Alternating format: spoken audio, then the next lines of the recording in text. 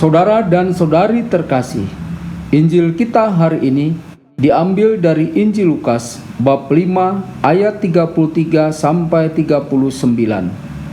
Orang-orang Farisi itu berkata pula kepada Yesus, "Murid-murid Yohanes sering berpuasa dan sembahyang, demikian juga murid-murid orang Farisi.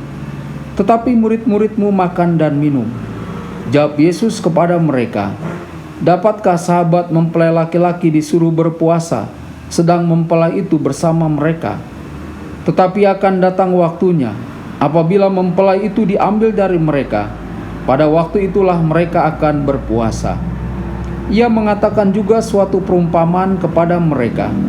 Tidak seorang pun mengoyakkan secari kain dari baju yang baru untuk menambalkannya pada baju yang tua. Jika demikian, yang baru itu juga akan koyak, dan pada yang tua itu tidak akan cocok kain penambal yang dikoyakkan dari yang baru itu. Demikian juga, tidak seorang pun mengisikan anggur yang baru ke dalam kantong kulit yang tua, karena jika demikian, anggur yang baru itu akan mengoyakkan kantong itu, dan anggur itu akan terbuang, dan kantong itu pun hancur.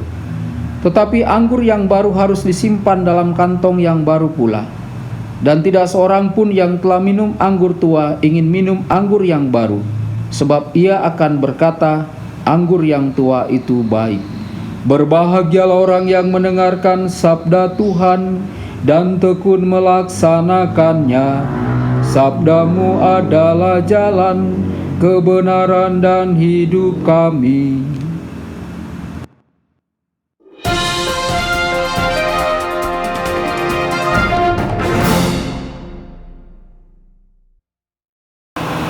Saudara dan saudari terkasih, jumpa lagi dengan saya Romo Tedens dalam saluran Warta Kabar Sukacita. Semoga Anda semua tetap dalam keadaan sehat dan berbahagia. Saudara dan saudari, Injil kita hari ini diambil dari Injil Lukas bab 5 ayat 33 sampai 39. Dalam Injil hari ini, kita menyaksikan konflik antara Yesus dengan otoritas keagamaan pada masa itu, yakni para ahli Taurat dan orang Farisi. Kali ini konflik berkaitan dengan praktek puasa. Lukas mengisahkan beragam konflik mengenai praktek keagamaan pada waktu itu, yakni pengampunan dosa, perihal makan bersama dengan orang berdosa, dan juga perihal mengenai puasa, serta konflik ketaatan pada hari Sabat dalam Lukas bab 6 ayat 1-5. Ayat 33. Yesus tidak bersikap kaku pada praktek puasa. Konflik antara Yesus dengan otoritas keagamaan yakni tentang puasa. Puasa adalah kebiasaan yang sangat kuno dan dipraktekkan hampir semua agama. Yesus sendiri berpuasa selama 40 hari yang dikisahkan dalam Matius bab 4 ayat 2. Tetapi Yesus tidak bersikap kaku kepada para murid agar mereka melakukan hal yang sama seperti yang Yesus lakukan. Yesus memberikan kebebasan kepada para muridnya. Saudara dan saudari, itulah sebabnya mengapa para murid Yohanes Pembaptis dan orang Farisi yang melaksanakan kewajiban puasa ingin mengetahui mengapa Yesus tidak mendisiplinkan para muridnya untuk melakukan kewajiban berpuasa. Ayat 34-35.